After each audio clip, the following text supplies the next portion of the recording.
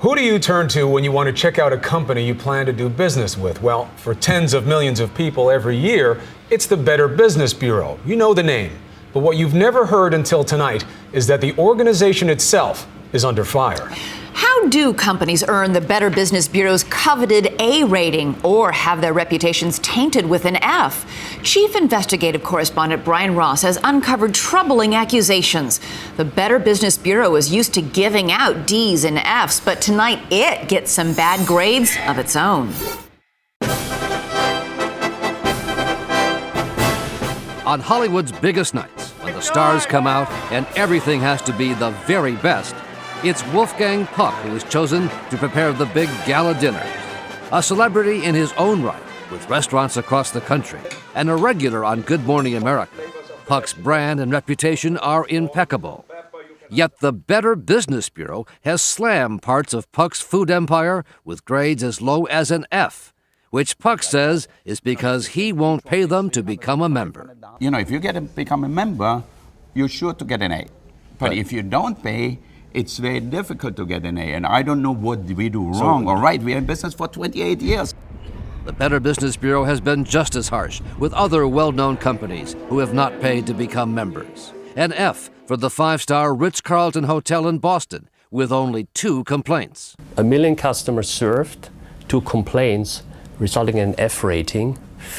It seems to be somewhat unusual, to say the least. Even Disneyland, owned by ABC's parent company, also got an F last year from the Better Business Bureau, before it was changed to an A once bloggers questioned the grade and the case was reviewed. This rating system is really unworthy of consumer trust or confidence, and sadly so, because the Better Business Bureau has a very long and laudable history of advocating and educating for consumers. Our original mission was to... Founded 98 years ago, the Better Business Bureau boasts of its reputation for protecting consumers from business fraud. Did you know that 98% of all Americans are aware of the Better Business Bureau? There's no doubt the Better Business Bureau speaks with a powerful voice.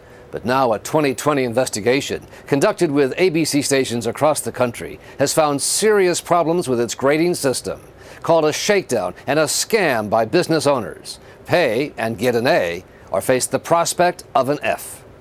And it's a scarlet letter. It's a scarlet letter. I am branded with it. Now going on 4 years. Brian Kraft is the owner of a Los Angeles company trading students for production jobs. So if this was my click track, Kraft, whose company is not a member, says when he tried to protest a C grade based on complaints sent to the wrong address, an angry Better Business Bureau official retaliated and lowered the grade even further to an F. Kraft has spent more than $1 million unsuccessfully trying to sue the BBB. These guys are bullies. They're bullying me. And I can't do anything about it. It's my good name. It's my company's good name. It's 30 years of hard work. There are Better Business Bureau offices in 122 cities in the U.S. and Canada. Their national headquarters are in Arlington, Virginia, where the president is Steve Cox. We're looking for, consumer protection, meaning ways that we can protect consumers from those fraudulent businesses or from those scammers out there. Know the value of accreditation. The Better Business Bureau is set up as a non-profit group, but documents obtained by 2020 show that more than 24 of its top executives have 6-figure salaries. William Mitchell, the head of the Los Angeles Better Business Bureau, makes more than $400,000 a year. The Better Business Bureau appears to be prospering with the money brought in by its grading system. Very, very troubling, and it could be illegal because the failure to disclose to consumers could well be deceptive and misleading. Cox, who makes $300,000 plus a year, denies it's all about the money. Do you have to join the Better Business Bureau to get a good grade these days? Absolutely not. We have more than 500,000 non-accredited businesses who have A ratings. Better Business Bureau accreditation is by invitation only. In fact, the Better Business Bureau says not just anyone can be an accredited member. Only businesses which meet membership standards and agree to follow the highest principles of business ethics and voluntary self-regulation are accepted. Yet earlier this year, the Mideast terror group Hamas was listed as a member and received an A- rating. Of course, it wasn't actually Hamas. It was the work of an anonymous blogger and a group of small business owners who punked the Better Business Bureau to prove a point.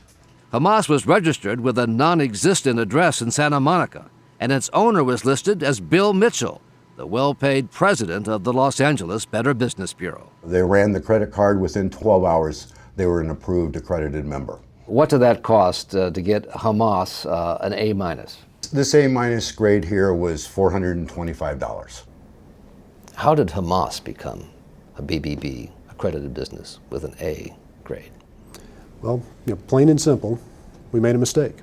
Also registered by the blogger and his friends, a skinhead white racist website called Stormfront.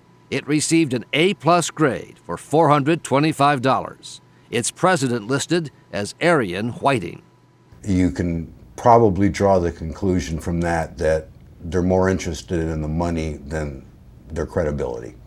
Well, Brian, that's, again, we make mistakes. We've made a mistake This is here. yet another mistake? It's on the website today. Stormfront and its A+ were removed from the website the day after our interview. You'll take anybody's money and give them an A, as long as the credit card is valid. BBB accreditation and the BBB ratings piece is not about generating money. Some of those businesses see this as its own scam, its own telemarketing fraud. No, that's completely false. Not so, according to the manager of this Los Angeles antique shop, Terry Hartman. So by paying for the year... 2020 listened. She says she was told by a Better Business telemarketer she had to pay a membership fee if her C grade was to be improved, a grade based on one old complaint that had been resolved. If I don't pay for this, my grade will remain a C? Hartman gave her credit card number, 5588. and the next business day, her C became an A+, and the one complaint was wiped off the record. And I feel that I've been taken. I feel like I had to buy the membership to raise our grade. You can't win. You cannot get an A without buying it, basically. Are you aware of this? That business people are able to buy A's? That's an inaccurate statement that business people are able to buy A's. But here's another example involving the owner of a California company that provides clowns for parties.